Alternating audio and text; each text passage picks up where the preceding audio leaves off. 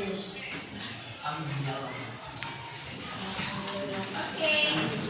I would like to check your attendance first. Ibu mau cek siapa saja hari ini yang hadir dan juga yang tidak hadir. Aji, Aji, Alif, Andi, Aprilia, Arza, Ayo, Dila, Dimas, Amdani, Intan, Karim,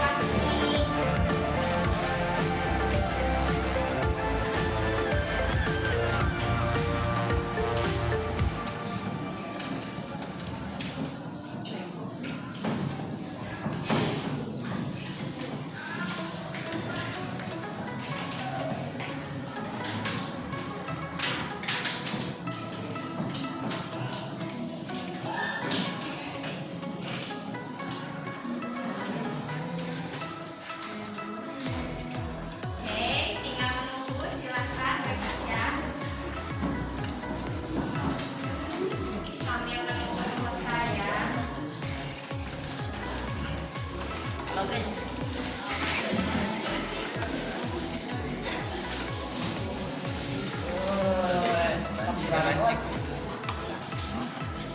Ini aku sini. Sini. Sini. Oh, sampai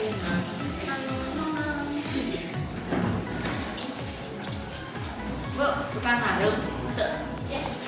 Bang harap. Oke. Tos Saya lah. ditempel. Dulu ya.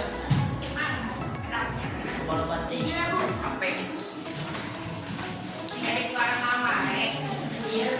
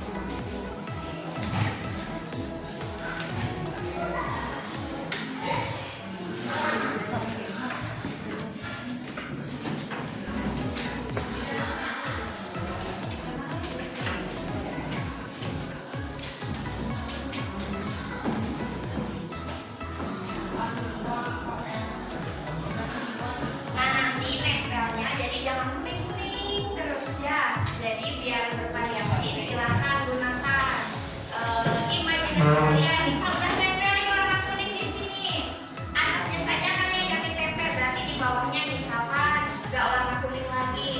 Jadi warna apa? Warna yang lain. Jadi boleh di mana saja. Satu ini jadi 3 baris ya, Nak, ya. Contoh.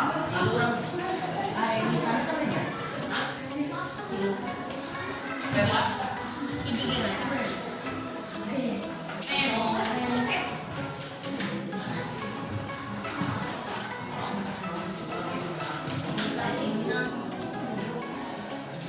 Pastikan tertempel. Terus di bawahnya warna yang berbeda.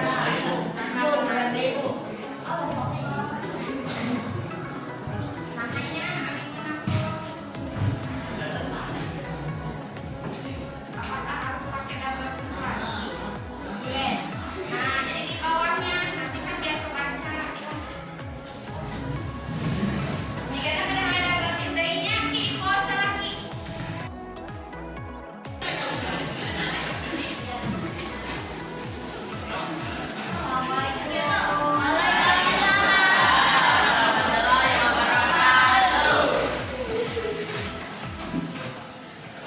Good morning, everyone. Good morning. How are you today? Alhamdulillah, I'm fine, thank you. Sebelum kita mulai, seperti biasa, mari kita berdoa ya. Siapa yang mau memimpin doa? Aji, please.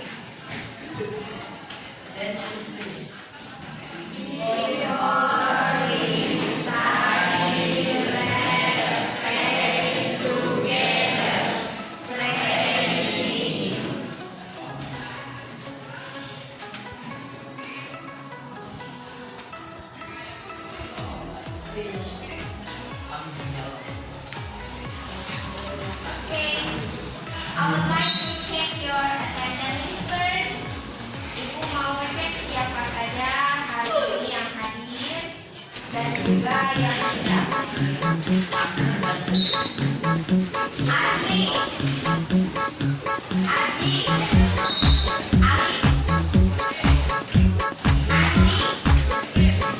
Ilva,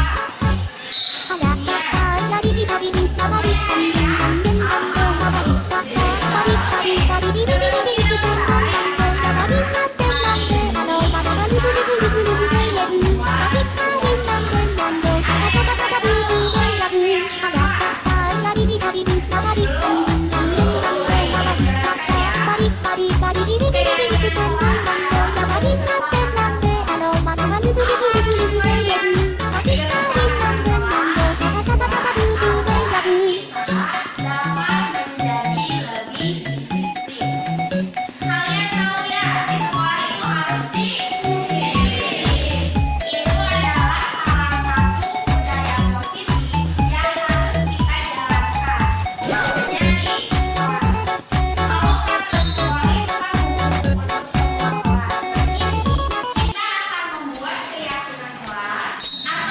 makanan kelas khusus untuk kelas 7B.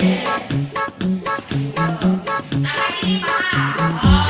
Ibu akan membagikan satu kertas foto kalian. Silakan kalian tulis. Ada kata dari dari kabari kandung dan kandung kabari kata bari bari bari di di di di di kandung kandung ya bari nyanten nante alo mana kali du du du du du du ya du bari bari nyanten kandung kata kata kata du du du ya du ada kata dari dari kabari kandung dan kandung kabari kata bari bari bari di di di di di kandung kandung ya bari nyanten nante alo mana kali du du du du du du ya du bari bari nyanten kandung kata kata kata du du du ya du.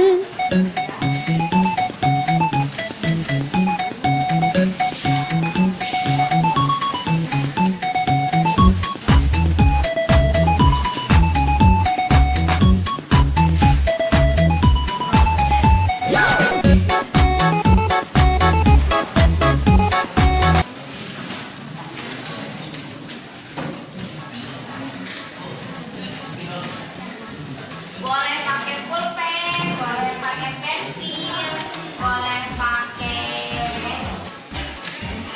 spidol. Kalian pakai spidol boleh. Aturannya nanti di kelas ini.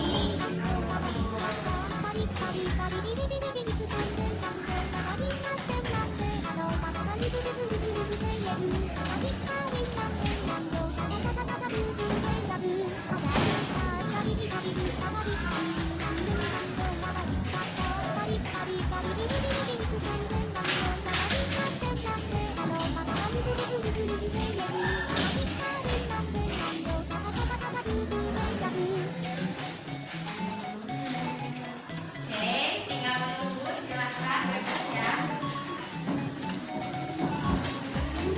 Sambil menunggu selesai ya. Halo guys.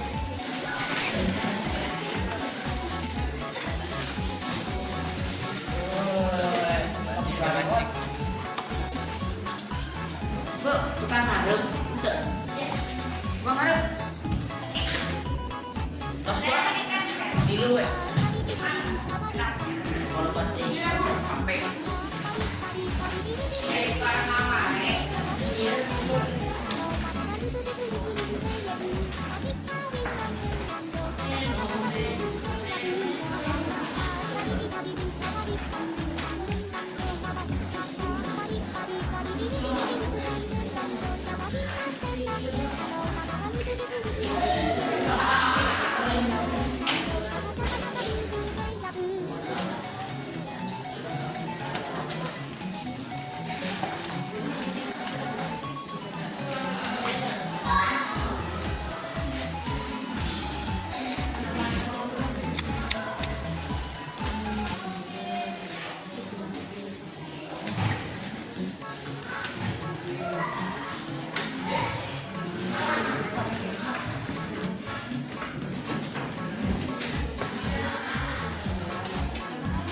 selesai menulisnya?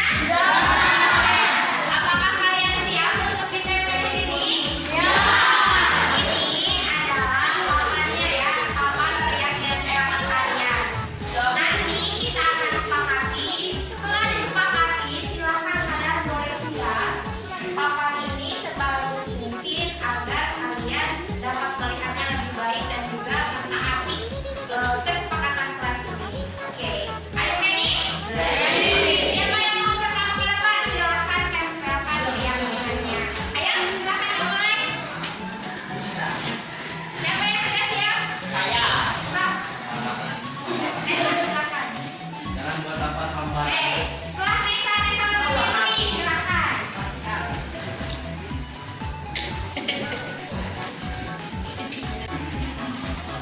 Dilansir. Jadi dia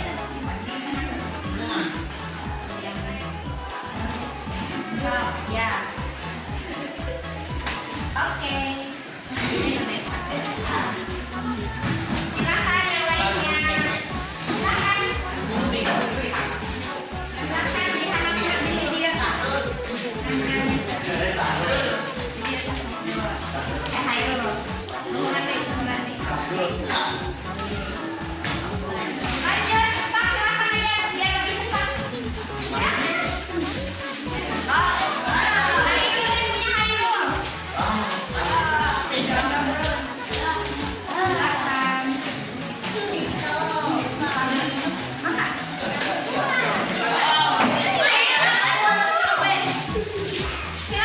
Yang lain ganti.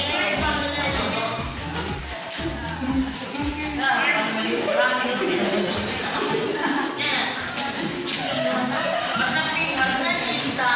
Bagian merah, yang merah, biar yang merah. Tadi ya. Yang beli orang.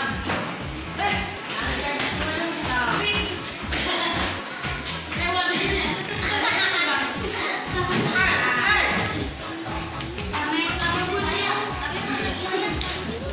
Yang lain boleh sok antri, satu orang lagi boleh.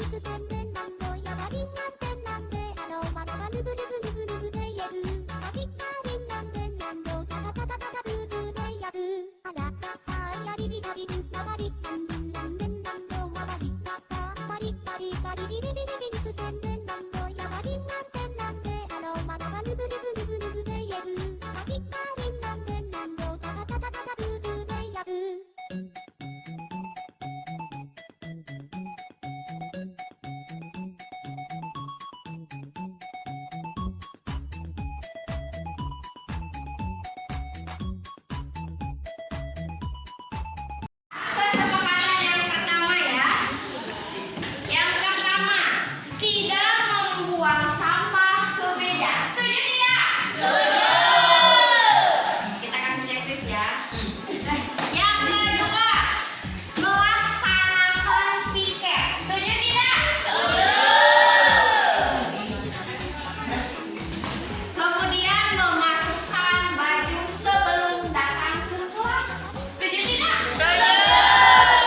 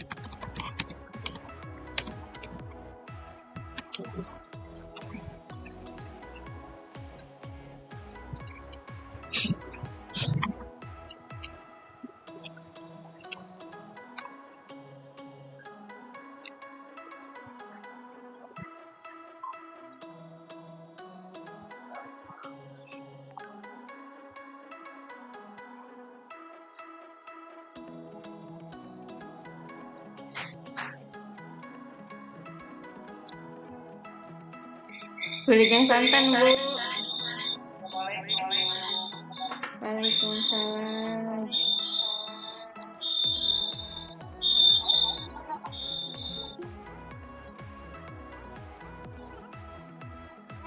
Alhamdulillah terus aya 2 jalmi sambil ngantosnya Bu. Ieu aya Bu Tina sareng sakedap deui. Hapunten diwagel. Kah, Bu?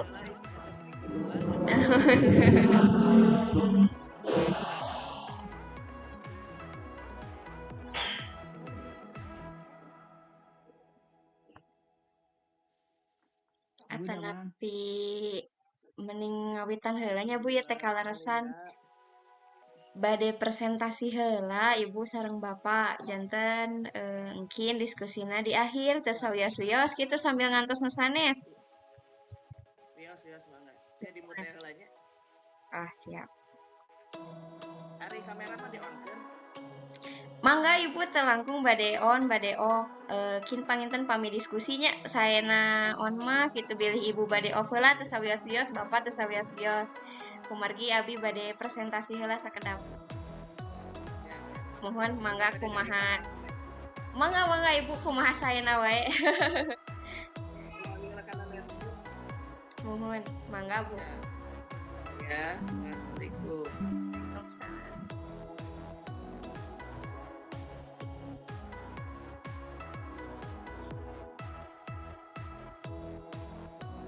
Rangkawitan nanya. Bismillahirrahmanirrahim. Assalamualaikum warahmatullahi wabarakatuh. Selamat sore Bapak dan Ibu guru. Seperti yang sudah saya sampaikan sebelumnya, hari ini terima kasih banyak Bapak dan Ibu sudah menyempatkan waktunya untuk menghadiri webinar ini yang berkaitan dengan budaya positif. Budaya positif yang mungkin saya pahami dari modul 1.4. Sebelumnya izinkan saya untuk mempresentasikan apa yang saya pahami mengenai budaya positif ini dan nanti kita akan berdiskusi mengenai apa yang sudah kita lakukan dan juga mungkin apa yang ingin kita lakukan berkaitan dengan budaya positif di SMPN 25M. Izinkan saya untuk slide sharing ya Bapak dan Ibu.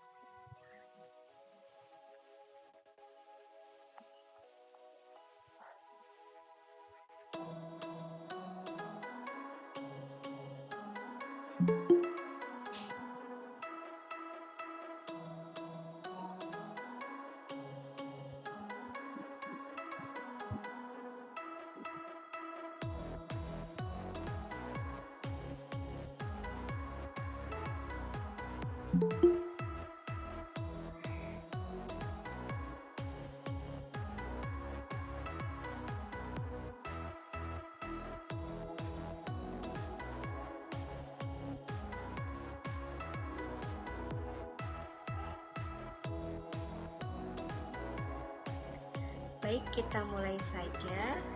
Ini adalah judul dari bab yang akan kita diskusikan hari ini. mengenai budaya positif pada modul 1.4. Selanjutnya, adapun mengapa sih kita harus berbudaya positif? Memangnya standar pelaksanaan pembelajaran itu seperti apa?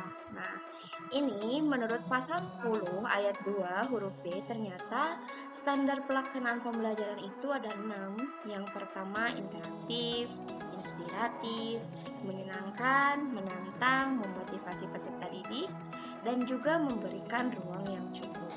Maka dari itu, muncullah budaya positif. Apa itu budaya positif? Mungkin Bapak dan Ibu juga sudah sangat familiar dengan kata-kata ini. Budaya positif merupakan nilai-nilai, keyakinan-keyakinan, dan kebiasaan-kebiasaan di sekolah yang berpihak pada murid agar murid dapat berkembang menjadi pribadi yang kritis, penuh hormat, dan bertanggung jawab. Nah, Ki Hajar Dewantara mengumpamakan sekolah itu sebagai ladang, tempat persemaian bibit-bibit, di mana siswanya ini sebagai bibit-bibit. Jadi siswa itu banyak sekali karakternya. Ibarat petani banyak sekali menanam bibit-bibit yang berbeda di ladang. Nah, namun kita sebagai guru berarti berfungsi atau bertindak sebagai petaninya, di mana sebagai petani kita perlu untuk merawat mereka, menjaga mereka, memberikan air, memberikan pupuk, agar potensi yang ada pada siswa dapat berkembang dengan baik layaknya padi atau bibit yang berkembang dengan bagus agar dipanennya juga baik pula. Kemudian, implementasi budaya positif di sekolah ini adalah salah satu wujud dari upaya agar peserta didik kita memiliki karakter profil pelajar Pancasila, di mana saat ini profil pelajar Pancasila sangat ingin diimplementasikan baik itu di SD, SMP, maupun di SMA. Nah, hal tersebut akan terwujud maksimal dengan adanya penguasaan terhadap teori disiplin positif. Maka sebagai guru, khususnya juga saya, perlu sekali untuk memahami teori disiplin positif ini.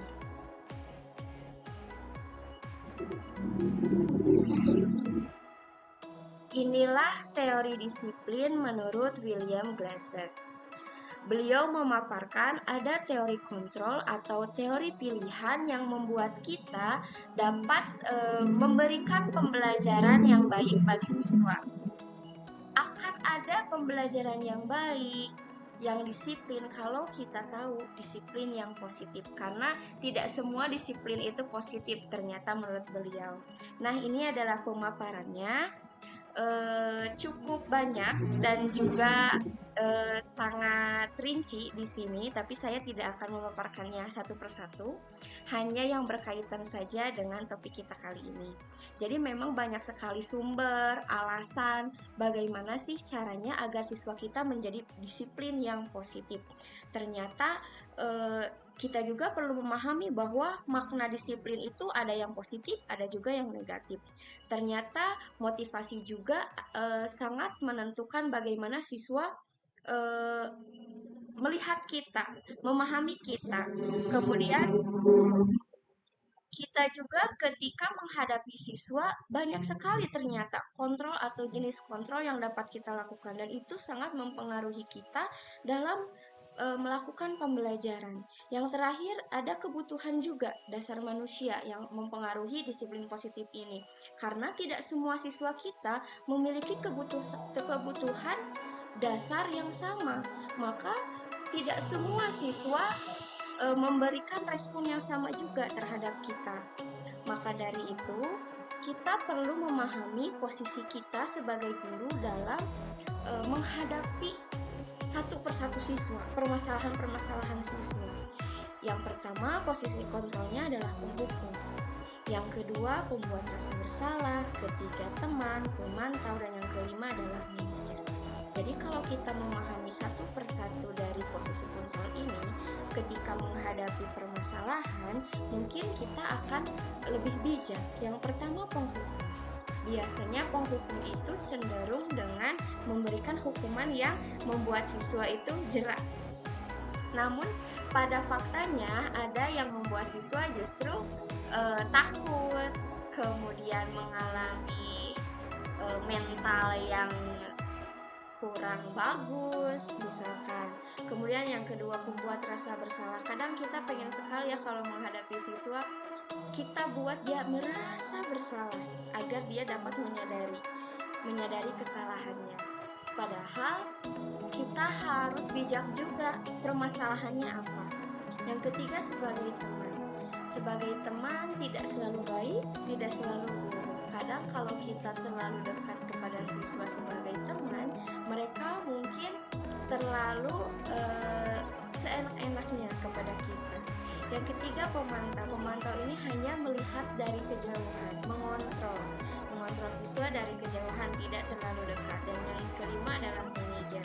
Kalau manajer jadi mengontrol mereka sesuai dengan kesalahan mereka. Kita identifikasi dulu, kita cari tahu dulu apa sih kesalahan mereka, mengapa alasannya sehingga mereka berbuat kesalahan. Jadi kalau kita tahu posisi kontrol apa yang harus kita terapkan kepada siswa, mungkin respon dari siswa juga akan lebih baik sehingga mengurangi permasalahan-permasalahan yang ada di sekolah kita khususnya.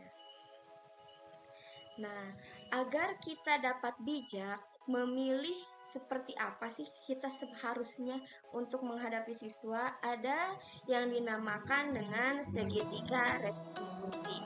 Nah, kalau kita menghadapi permasalahan siswa, mungkin ada baiknya kita menggunakan segitiga restitusi, di mana kita tidak langsung membuat keputusan, tapi melalui segitiga ini dulu. Yang pertama, mengetahui validasi kebutuhan. Jadi kita tanya dulu alasan mereka kenapa melakukan hal tersebut. Kemudian, adakah cara yang lebih efektif untuk mendapatkan apa yang kamu butuhkan. Jadi ditanya dulu, kamu maunya apa sih? Gitu. Kira-kira kalau misalkan mereka saja sudah curhat kepada kita, sudah ditemukan masalahnya, jadi kan kita tidak terlalu jauh atau kita tidak salah mengambil keputusan. Yang kedua, menstabilkan identitas. Ketika siswa tidak mau bercerita kepada kita atau enggan sekali untuk memecahkan masalah bersama-sama, kita sadarkan siswa bahwa setiap orang memiliki kesalahan. Jadi tidak apa-apa kalau sekarang kamu berbuat kesalahan. Jadi agar siswa itu sadar dan juga mau memberikan penjelasannya kepada kita. Kadang kita menemukan siswa yang udah salah, diem pula ya. Jadi kita bingung melakukan apa. Nah, bisa juga dengan pertanyaan, kamu bukan satu-satunya yang pernah melakukan ini. Jadi silahkan ceritakan kepada ibu. Jadi anak mulai terbuka mudah-mudahan dengan menstabilkan identitas ini. Dan yang terakhir, menanyakan keyakinan. Contohnya, nilai-nilai apa yang telah kita sepakati? Kamu ingin menjadi orang seperti apa? Nah, terakhir, ketika kita sudah mengetahui permasalahannya, kita tanya lagi ke anak. Sebenarnya kamu taunya peraturan atau kesepakatan kita di sekolah itu apa sih? Sehingga kamu bisa melanggar aturan tersebut. Atau jangan-jangan di kelasnya sudah ada yang menerapkan kesepakatan kelas. Jadi kita bisa tahu apakah dia mau atau mengaplikasikan nilai-nilai yang sudah disepakati atau tidak. Kemudian kita juga bisa tanya, kamu seperti apa sih nanti di masa depan pengennya gitu ya, agar dia memiliki pandangan yang luas seperti apa sih dia inginnya di masa depan, agar dia mengetahui bahwa kesalahannya tersebut akan mengakibatkan efek yang hanya tidak pada saat ini saja, tapi mungkin untuk jangka panjang untuk cita-citanya. Nah, itulah segitiga restitusi yang mari kita aplikasikan di sekolah ketika menghadapi permasalahan siswa. Saya juga ingin memaparkan penerapan budaya positif di sekolah kita. Barangkali Bapak dan Ibu ingin mendiskusikan atau ingin memaparkan apa yang Bapak dan Ibu sudah terapkan atau saya belum ketahui gitu ya Bu dan Bapak. Yang pertama ada keyakinan kelas. Kebetulan saya melakukan keyakinan kelas ini di kelas 7D belum lama ini, dan alhamdulillah responnya positif Bapak dan Ibu. Kemudian ada kegiatan 3S, di mana Bapak dan Ibu tentu saja sering ya melakukan hal ini, dan efeknya sangat baik untuk siswa. Mereka jadi lebih semangat karena disambut oleh Bapak dan Ibu dengan senyuman pagi-pagi gitu ya. Kemudian ini juga yang Bapak Ibu selalu lakukan,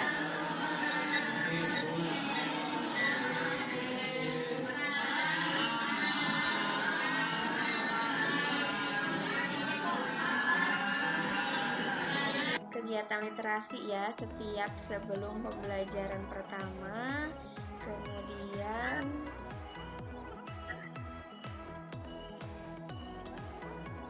ada juga kegiatan keagamaan yang biasa dilakukan pada hari Jumat. Kemudian kegiatan penghijauan dan cinta lingkungan ya, kebetulan ini anak-anak pramuka biasanya yang rajin-rajin sekali. Mereka menanam, kemudian juga membersihkan ruangan-ruangan umum yang sering kita gunakan.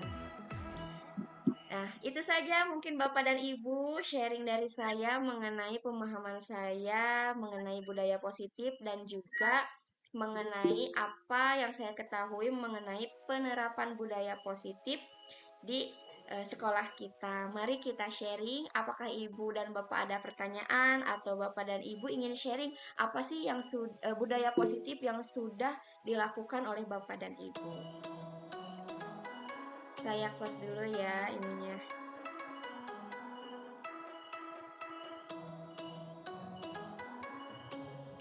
Baik, ada yang sudah raise hand. Siapa dulu nih? Ada Pak Yudi dan Bu Ade. Kayaknya Bu Ade dulu ya, Pak Yudi ya. Iya. Mangga Bu Ade.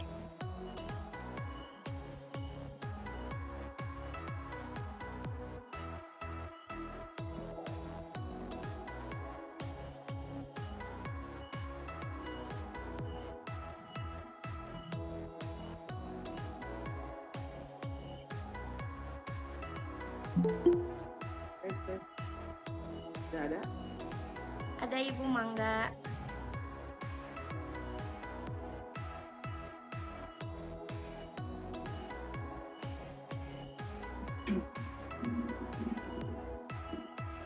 Tes.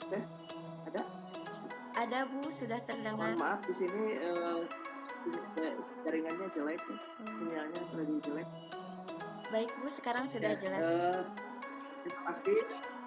Ya, terima kasih. Saya sangat tertarik dengan budaya disiplin ini ya. Tapi yang ingin saya tanyakan itu yang kalau budaya disiplin yang tadi, kalau disiplin positif itu kan semua orang sudah tahu ya. Misalnya tentang tidak terlambat ya, kemudian masuk ke kelas sudah tepat waktu, disiplin memakai pakaian, berbicara dan sebagainya. Nah, yang ingin saya tanyakan itu mengenai disiplin yang negatif. Saya ingin diulas lagi mengenai disiplin yang negatif. Terima kasih. Assalamualaikum warahmatullahi wabarakatuh. Waalaikumsalam warahmatullahi wabarakatuh. Mau pertanyaan kedua atau kita langsung sharing saja ya Ibu, Bapak?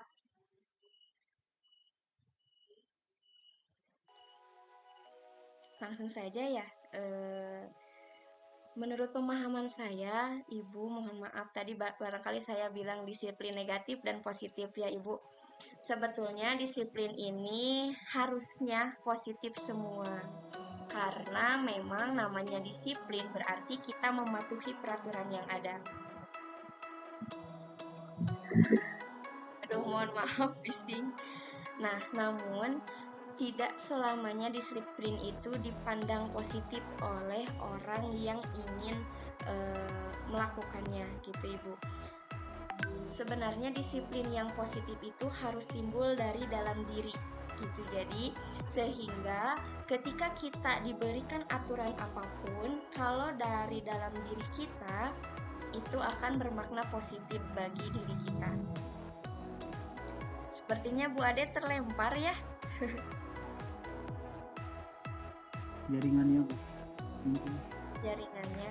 Barangkali mau ada yang sharing juga mengenai disiplin positif ini dari Bapak dan Ibu, atau mungkin Pak Yudi dulu ya. Pak Yudi ada yang mau ditanyakan?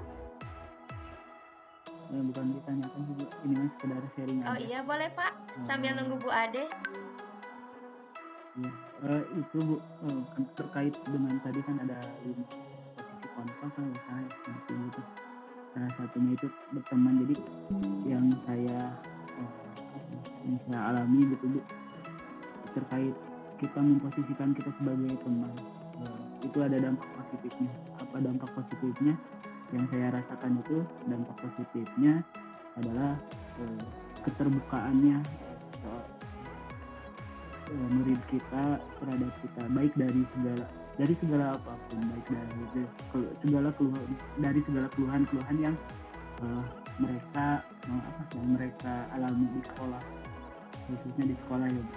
Nah itu jadi itu sangat bagus untuk jadi untuk pendidik itu tidak hanya sekedar pemahaman mengenai teori, misalkan saya di IPA gitu, tidak harus itu. Jadi anak itu biarkan anak itu berekspresi sesuai dengan, kalau yang kita tahu ya sesuai pada kodratnya gitu. Tapi kita harus ada batasan-batasan di mana anak tersebut supaya tadi menurut yang ditanyakan sama Bu Ade itu supaya tidak ke posisi kebiasaan negatif itu. Jadi kita memposisikan, kenapa kita harus memposisikan diri kita sebagai teman, karena kita supaya lebih bisa mengontrol, menurut saya ya. Jadi biar kita lebih bisa mengontrol akan anak tersebut. Berbeda lagi kalau misalkan yang tadi yang maksudnya negatif ya, kedisiplinan secara terpaksa itu kan beda. Mungkin itu Bu sharing menurut saya, dan terima kasih. Saya sangat tercerahkan mendapat ilmu dari presentasi yang Ibu sampaikan. Baik, terima Terima kasih kasih. Pak Yudi atas sharingnya. Sama saya juga sebetulnya ketika berhadapan dengan siswa SMP mungkin seperti itu ya Pak. Jadi memang ukuran umur siswa mungkin juga berpengaruh. Kalau anak SMP itu kan udah sukanya curhat gitu ya, ngerasa pengen punya teman deket gitu ya. Jadi ke guru itu inginnya seperti teman. Maka setelah seperti teman mereka baru terbuka.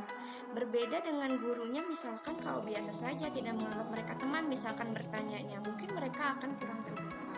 Namun negatifnya seperti itu Pak, ketika mereka terlalu terbuka kepada kita, baik itu urusan pribadi, urusan sekolah, atau urusan yang lainnya, mereka mungkin nantinya akan terlalu berani. Negatifnya contohnya gini, saya pernah punya pengalaman nih Pak.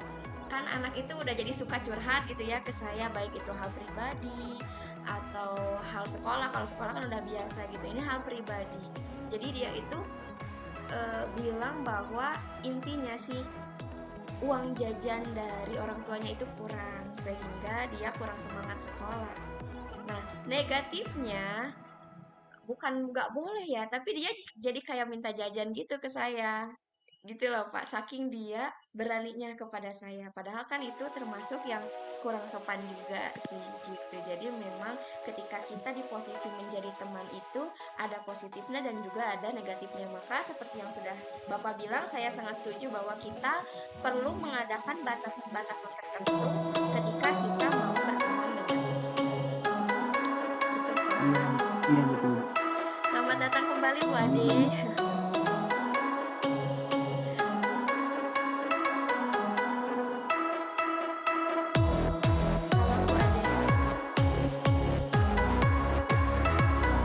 Maaf koneksinya terputus-putus. Ya Bu, terlempar ya beberapa Sinyalnya kali. jelek.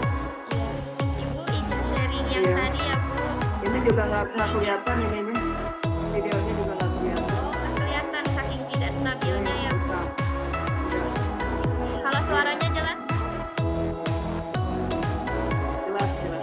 Tapi baru tertangkap sekarang. Tadi jadi jawabannya tadi belum.